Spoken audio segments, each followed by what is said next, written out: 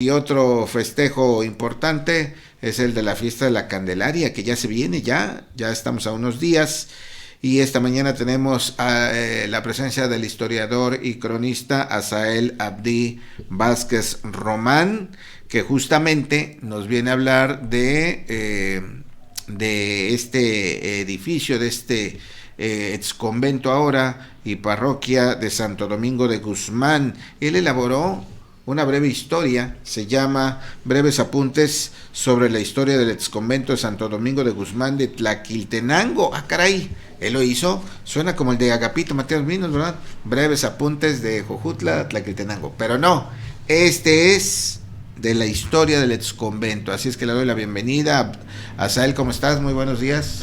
Buenos días, gracias por la invitación para poder dar a conocer el trabajo que realizamos.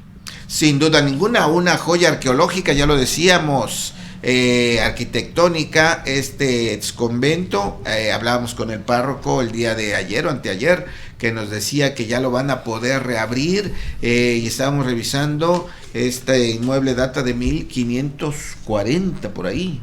Así es, la fecha aceptada, por así decir, es 1540. Realmente no hay un documento específico que nos refiere a esta fecha, pero es diversos testimonios de aquella época son los que nos apuntan hacia esta fecha.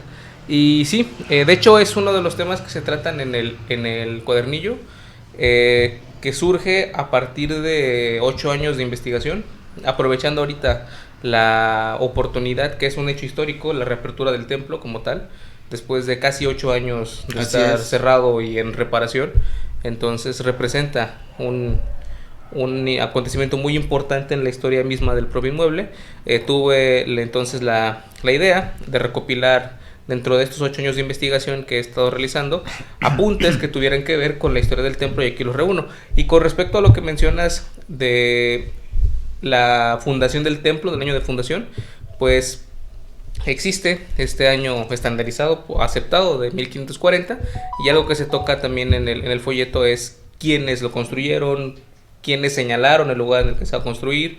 Por ahí alguna interpretación que pudiese ser que tal vez en 1540 lo que se funda es un convento en otro lugar, en otro sitio, pero que al final de cuentas se funda el convento de Tlaquiltenango porque empieza la casa de habitación de los frailes franciscanos, más que del edificio que conocemos actualmente. Digamos que empieza la vida conventual en Tlaquiltenango, más que del edificio propiamente dicho, que además, pues por la inmensidad que tiene, por sus dimensiones, pues también no podríamos imaginar que en el año de 1540 se inauguró el edificio que conocemos. O sea, fue edificio tuvo por lo menos 200 años de construcción continua, en el que pudo acercarse a lo que conocemos hoy. Claro, absolutamente, no nos lo podemos imaginar, dado que la conquista se da en 1521, ¿no? Así es. O sea, y ya en 1540, luego, caray, yo suponía que era el inicio de la construcción. Puede ser también el inicio, ¿no?, de la construcción. Pero te das cuenta que 20 años apenas después de la conquista se comienza con esta edificación, que por lo mismo tiene mucho valor histórico ahí en Tlaquiltenango. Es una joya, es algo que todos los ciudadanos deben entender y cuidar, ¿no? Sí, de hecho, bueno, la conquista es en 1521, pero los franciscanos llegan en 1529, todavía 8 años después. Imagínate. Y llegan 12 padres franciscanos y empiezan a recorrer el país, bueno, el territorio de lo que actualmente es México, e instalan 5 casas. La quinta fue la de la Asunción en Cuernavaca. Y de Cuernavaca los franciscanos bajan hacia lo que era el sur del territorio dominado por los tlahuicas e instalan el convento de Tlaquiltenango. De los franciscanos instalaron pocos conventos porque fueron los primeros en llegar. Después llegan agustinos, dominicos, entre otros, y ya van instalando más conventos. Pero de lo que respecta a la parte poniente del estado, si lo partimos en la mitad, por así decir, el de Cuernavaca y el de Tlaquiltenango fueron los únicos conventos que hubo.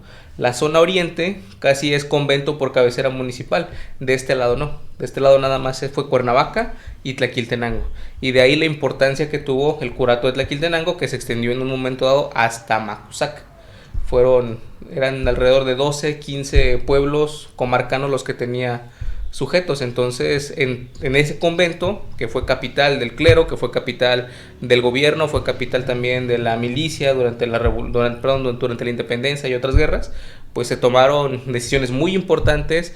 Allí transcurrieron episodios de mucha importancia para la historia, si no es que básicamente todos, porque el convento el convento todavía fue construido por indígenas tlahuicas, y desde entonces es un monumento que ha estado ahí, y siempre todas las generaciones de la historia moderna o de la historia mexicana, por así decir, que tenemos en Tlaquiltenango, todas estas generaciones el convento las ha visto pasar. Entonces es sin duda el inmueble más importante de Tlaquiltenango y pues de la región también, dentro de la importancia histórica y política, económica, religiosa que ha tenido. Así es, y hay que decir que si se edificó ahí en Tlaquiltenango es que algo muy importante tenía en aquel tiempo, ¿no? Seguramente tenía una mayor presencia, no sé incluso sobre qué se habrá edificado este templo, ¿no?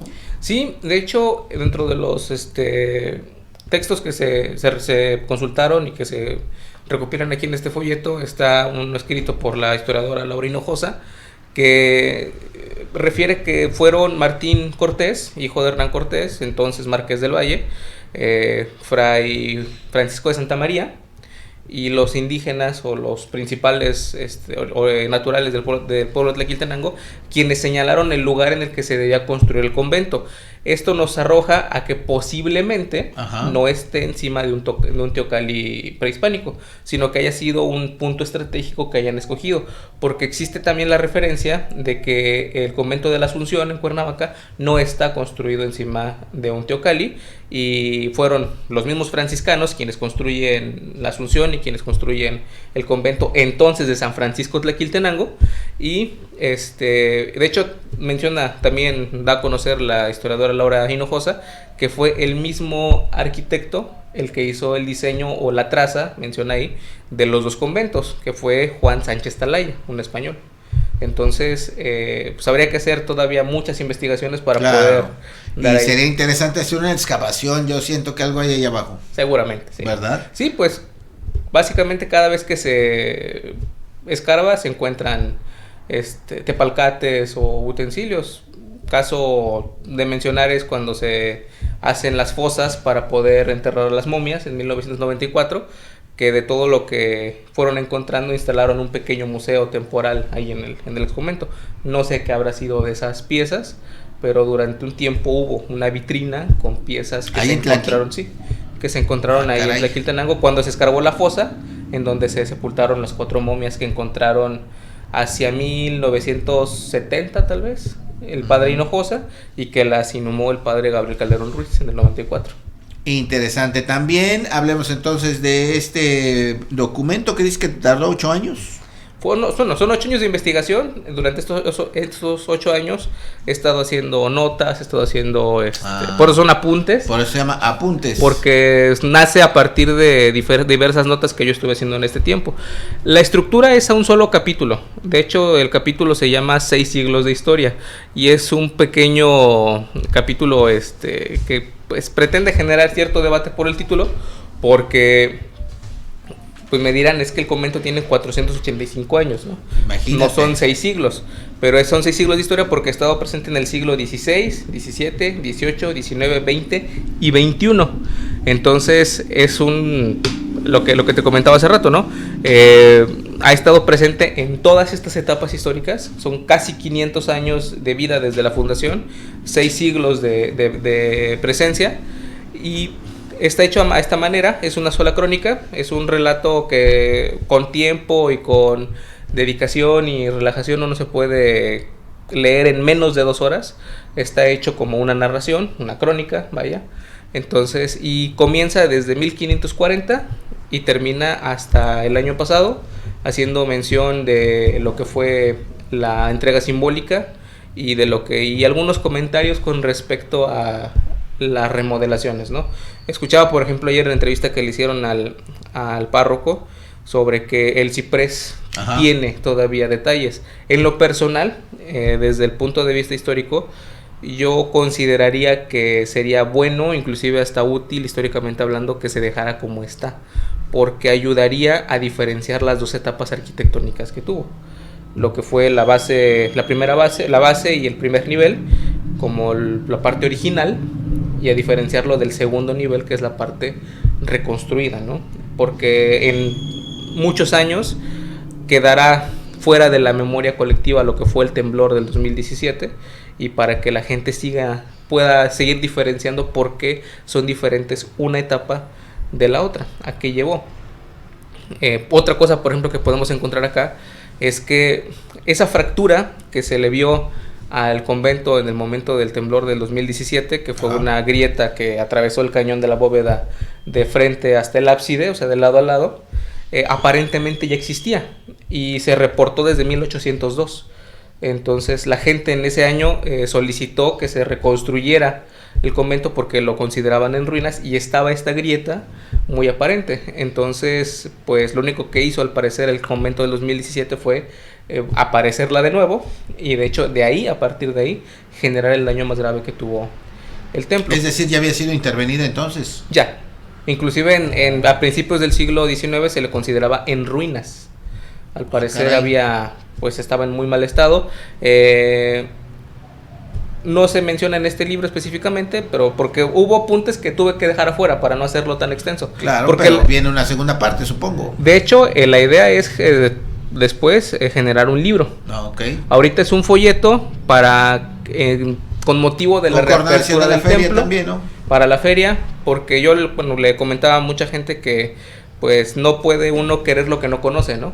Entonces, para que antes de la reapertura, o inclusive durante la reapertura, un poquito después, la gente pueda leerlo para que se entere de la historia del inmueble. O sea, no es nada más el inmueble en sí mismo, que por muy bonito que lo es, por muy grande que lo es, sino también comprender todos estos procesos históricos en los que ha estado, ¿no? Desde que la fiesta patronal católica original fue el 4 de octubre, porque cuando se construye, cuando se funda al principio, perdón, se dedica a San Francisco de Asís, después viene Santo Domingo, luego seguramente regresa a San Francisco cuando vuelven los franciscanos, queda Santo Domingo de Guzmán hasta 1766, que es cuando se seculariza, después se convierte en parroquia, desde 1767, tiene ya muchísimo tiempo siendo parroquia, y entonces la fiesta principal se convierte en la de la Candelaria. Entonces ha tenido 3 patronos católicos. Y Santo Domingo, pues ya lo fueron ahí marginando, ahora quieren rescatar su fiesta, ¿verdad? ¿Es en agosto? El 8 de agosto. Ajá. Es el día de Santo Domingo, y sí, ahí se hace una procesión patronal, pero en fuerza y en importancia, pues la de la Candelaria se le compara. Es la más importante y significativa. ¿Y dónde podemos encontrarse? A mí se me antoja que hasta dentro de este programa cultural de la feria, pues estaría bien una conferencia de todo esto que has investigado, pero bueno, ya los organizadores sabrán dónde se consigue este folleto. Por el momento, si la gente es de la cabecera de Tlaquiltenango, de la cabecera municipal, yo he estado haciendo algunas entregas a domicilio. Me pueden contactar por WhatsApp. Mi número es 734-114-5045. Por Facebook estoy como Abdi, ABDI, R.Vázquez. Y a través de esos medios me pueden contactar para que yo les pueda hacer una entrega en la cabecera. Si gustan también, dentro de mi domicilio, por ahí estaba la dirección, es Ignacio Zaragoza. Ahí está, mira. Número 15, Colonia Centro de Tlaquiltenango. Y a partir de hoy nos vamos a estar instalando en el centro de Tlaquiltenango. Aproximadamente entre las 4 y media vamos a estar en algún lugar que quede disponible dentro del centro, posiblemente cerca del kiosco o cerca de la entrada principal de la parroquia. Perfecto. ¿Cuánto cuesta? 30 pesos. Muy bien, a ver, ¿me lo dejas ver? Aquí está, muy bien, breve crónica sobre la historia del exconvento de Santo Domingo de Guzmán, Tlaquiltenango. ¿Qué periodo abarca? ¿Desde los 540 por ahí? Sí, desde el 1540 hasta el año pasado, hasta el 2024. Y me gusta eso que has dicho, hay que conocer, hay que entender de dónde viene, qué es, lo que ha significado para poder, como decía él, apropiarse, ¿verdad? Que sea parte de la identidad de la gente de Tlaquiltenango, que lo aprecien como es, que lo cuiden. Y a mí hasta me gustaría más actividades ahí. El exconvento es magnífico, ahí se puede visitar, ahí están las pinturas, ¿no? No hay recorridos, no hay algo semejante para aprovecharlo. Sí, habría que, ahí están las pinturas. Es todo Toda la historia que hay ahí. Y sí, tenemos la idea de generar, dependiendo también de cómo quedó la accesibilidad del convento después de la rehabilitación, y generar tal vez unos pequeños recorridos guiados explicando, por ejemplo, las imágenes, ¿no? Porque más allá de la belleza con la que fueron plasmadas, pues tienen un significado. O sea, la pintura Claro. mural católica de aquellos años tenía el objetivo de ser herramienta de adoctrinamiento, de evangelización. Entonces, por ejemplo, donde dice eso que vemos ahí tiene el IHS Ajá. del Iesus Hominum Salvatore, que tiene un mensaje, o el AM de Ave María, o distinguir también cuáles fueron dominicos, cuáles fueron franciscanos, por los colores, por la Claro. intención, etcétera. Inclusive también ver cómo unas pinturas están sobrepuestas en otras, también tiene un porqué, decía la doctora Laura Hinojosa, ¿no?, que es la crónica pictográfica de un conflicto religioso, así llama ella a su libro. Entonces es un espacio con toda la historia habida y por haber. Ahí vemos el ciprés también, que es una estructura muy, muy bella, enorme. Ese es, ¿no? El ciprés, así es. Ujú. Ese es el baldaquín, ciprés, altar mayor, pastelote, le decían algunas personas por los niveles que tiene. Y lo que comentaba ayer el párroco del ex convento es que el segundo nivel es el que quedó completamente dañado, lo reconstruyeron por completo y quedó nada más blanco. O sea, no tiene todos los ornamentos, las decoraciones. Lo que hablaba de la hoja de oro, ¿no? La hoja de oro es una estructura blanca solamente. Ok. Que les decía, o sea, a mí en lo particular, como desde la parte histórica, no me parece descabellado que se quede así, porque ayudaría a distinguir las dos etapas. Así es, y cómo se va perdiendo, ¿no? Y cómo era antes, cómo era ahora, ¿no? Así es. Pues muy interesante, no solamente desde el punto de vista religioso, ¿verdad? Puede uno ser católico o creyente de cualquier otra religión, pero más allá de eso, aquí hay historia pura, ¿no?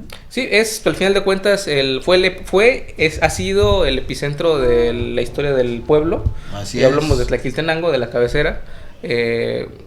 Más allá de la cuestión religiosa, yo por ejemplo en lo personal no soy católico, pero es un templo que me maravilló por todo lo que sucedió ahí, Claro. por todo lo que representa y lo que significa, ¿no?